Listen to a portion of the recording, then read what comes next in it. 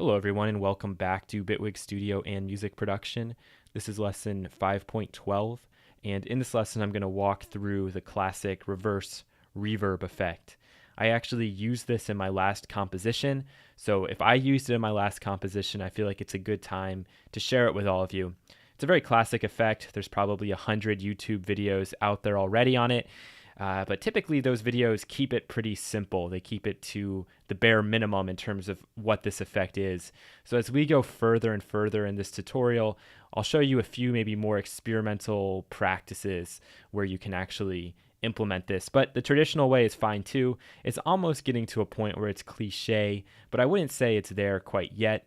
The most common instance of this effect is when you want to quote unquote ghost a vocal.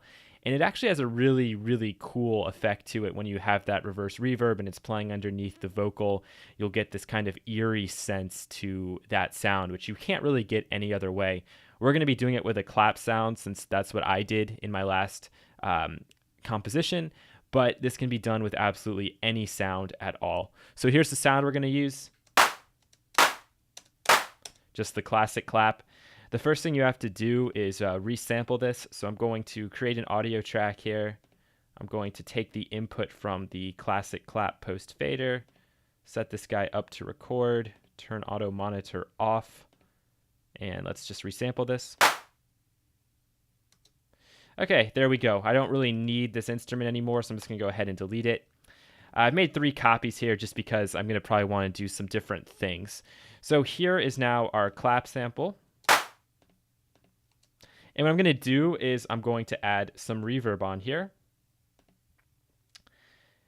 So for this to really get fun and experimental, you're probably going to want a really large reverb. So let's just dial something in quickly here. We'll set it to a hall. We'll set it large.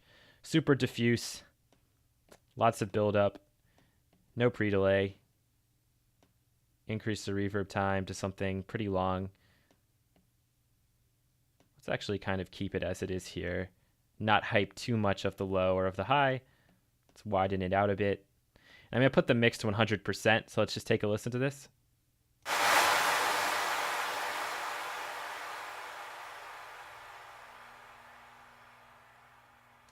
Okay, that sounds pretty cool. What I'm going to do next is I'm going to reverse this sample. So I'll just go into the clip here, I'll click reverse. And now if we listen to it without the reverb, you've heard the reverse snare a million times in the past. And now let's hear that with the reverb.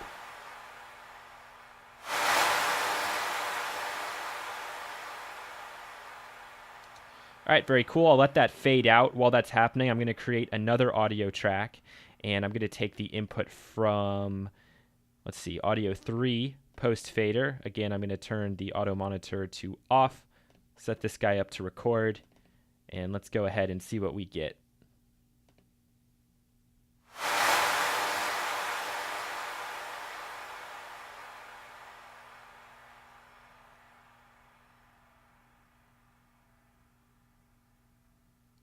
Okay, perfect. That's long enough for my taste. Now what we have to do is just like reverse these 2 guys back together, and we're going to get this really cool lead-in reverse reverb sound into the clap. So there's a number of things you can do here with this if you want. I'm going to turn off the reverb here first, and then I'm actually going to come up with a different setting, but I'm just going to go through a few different ways of how this is going to work. I need to go back into my original sample here, and let's reverse that back. So now we just have the classic clap. And now, so this can actually work and have it build up, have the reverse reverb building up into the clap sound, I need to reverse this as well. And now if we zoom in, it's not too difficult for us to see where the hit occurs. It's right around this area here. And now it's kind of up to you as to how you want to mess with this envelope. What I'm going to do is I'm actually probably going to cut off most of it here, just get to the meat and potatoes. You can hold down Shift to fine tune this. All right, so they're just going to run into each other like so. And let's check this out, see what it sounds like.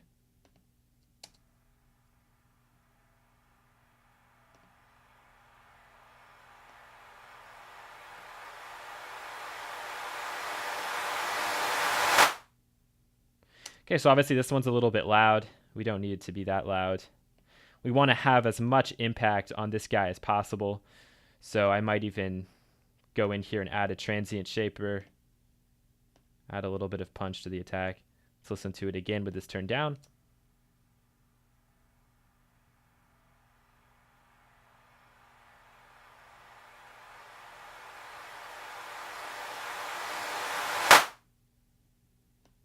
And now if you want, you can actually underlay this.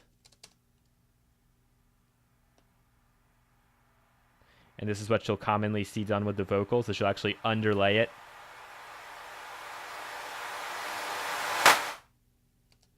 And now if I want, I could actually add in a little bit of, yeah.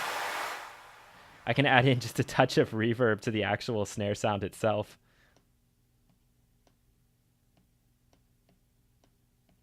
Let's listen to this one more time.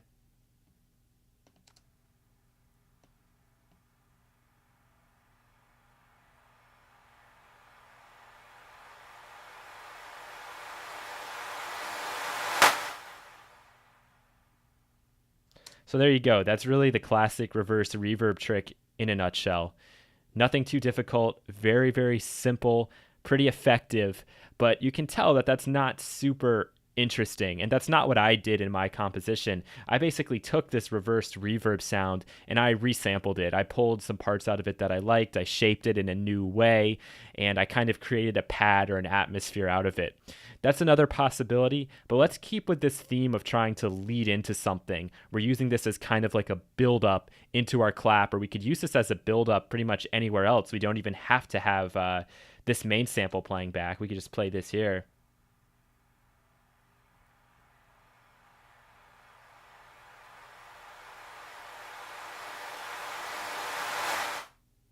And so let's just walk through maybe one more experimental way, or not even experimental, just taking this a step further into making something a little more creative, a little more unique to you, because it's not too difficult for somebody to pull up a similar reverb plugin and get this kind of effect. So what are we going to do to make this unique to us? Well, let's walk through it and come up with something interesting.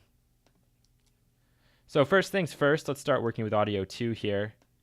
And we'll just pull this out to 5. I'm going to go in, reverse this sample, add a reverb onto this track. And now the cool thing about Bitwig's reverb is that we have an area for wet effects here, and that's what we're going to take advantage of. So we're going to try to make this reverb a little bit more unique and creative to us. All right, so I'm going to, again, make a pretty big reverb here. Let's go to Hall, increase the size a bit, emphasize the late here. 6 seconds is enough for me. I'm going to bring up the highs in this instance because I want to do something specific with it. Set this to 100%. Let's hear what it sounds like.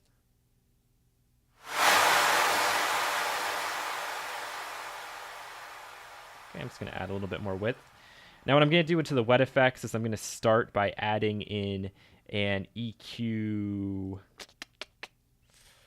I don't know. Let's just add the EQ2. Actually, you know what? Let's go with the EQ5 so I can really kind of explain this better. So imagine that we're having this transition occur at a point where you have a vocal in or you have something in the mid-range. So you want to make sure that this isn't going to get in the way of that, but at the same time, it's still very noticeable. So of course, I'm going to start by putting a high-pass filter on here, and I'm going to cut out quite a bit of the low end just in case some of that's sneaking through.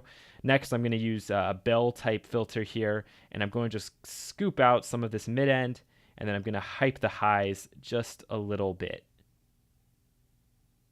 All right, so now let's listen to that.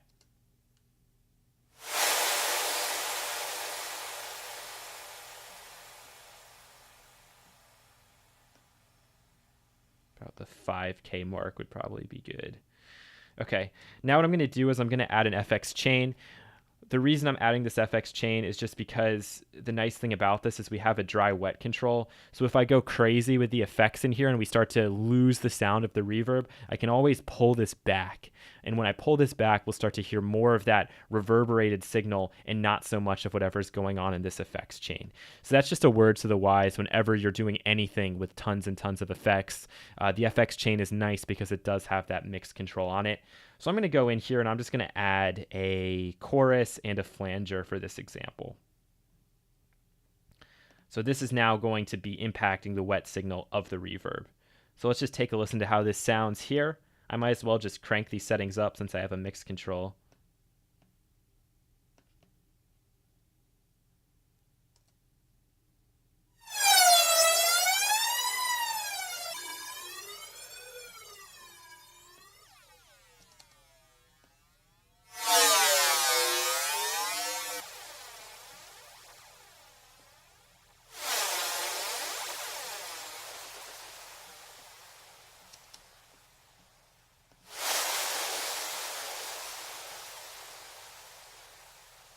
Okay, I like the way the chorus is sounding. Now let's get this flanger.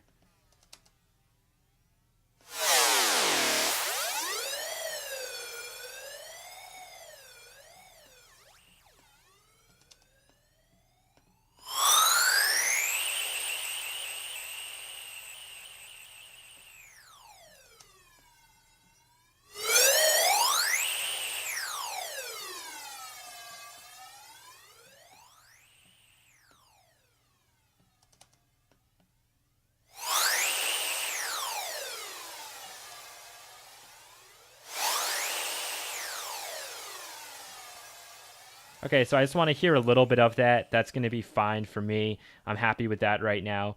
So now we're going to actually resample out this reverb, okay? So this is going to be our new reverse reverb, only this time we have both an EQ and then a chorus and a flanger on top.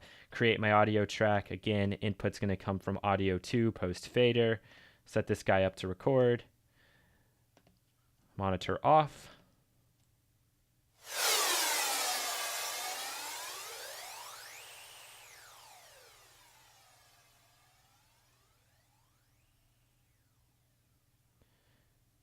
Perfect. So now I'm going to go back into audio 2 and I'm just going to delete this FX chain. And I might actually change these settings just a little bit for the actual reverb here. I'll go ahead and let a little bit of this guy sneak through. And we'll turn the mix way down. We'll turn the reverb time way down as well. And I'm going to reverse this guy back. I'll reverse this guy back.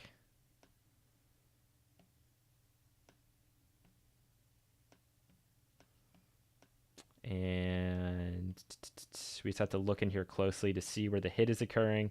Somewhere around here. That should be good enough for me.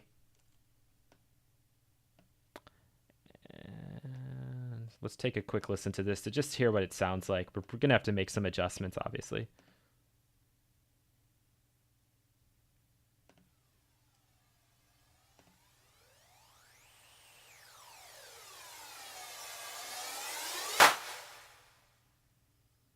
Okay, so that's pretty cool, but we can take this a step further, and now we can actually start to affect this reverb tail independently.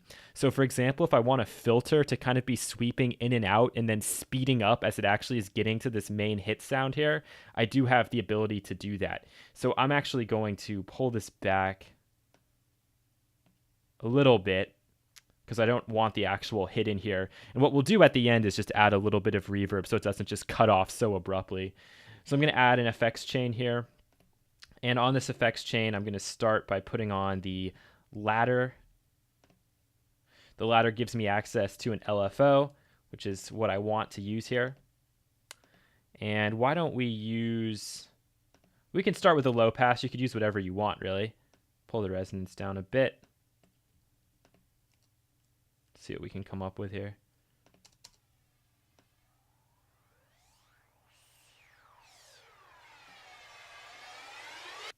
And while I'm working on this, I'm just going to turn it up.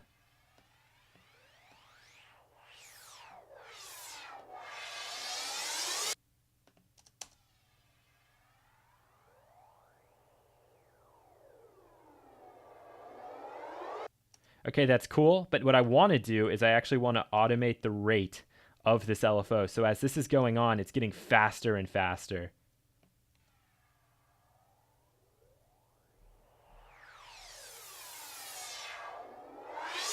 I can take this to more of an extreme.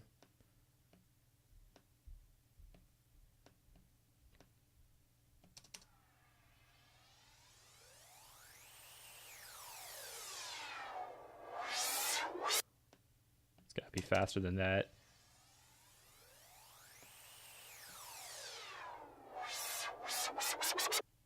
Okay, that's basically what I want.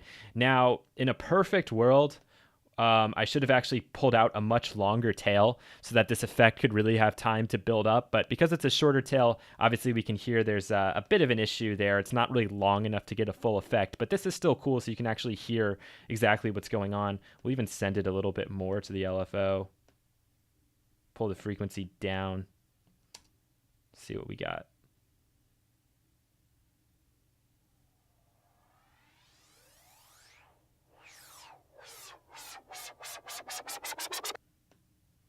Okay, perfect. And then all I'm going to want is actually an additional reverb on the end of this so it doesn't just cut off so super abruptly. Let's not go too crazy with our settings here just so we can speed this up a little bit. And I might actually also automate the amount of mix on the reverb here.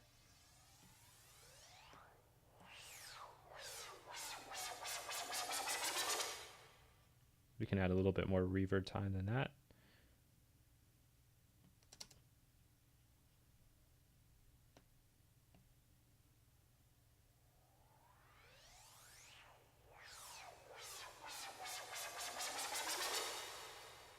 Perfect. Now we can listen to this in combination.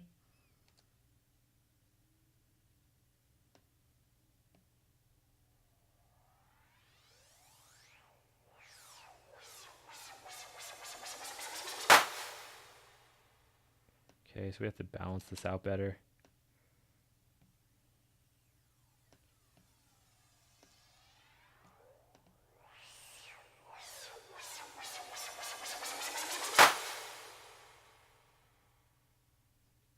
Okay, so that's pretty cool. All we'd have to do here is now just add a little bit more power to the reverb on the actual original snare.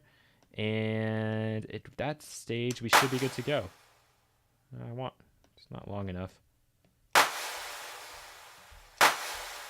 Okay, let's listen to it one last time.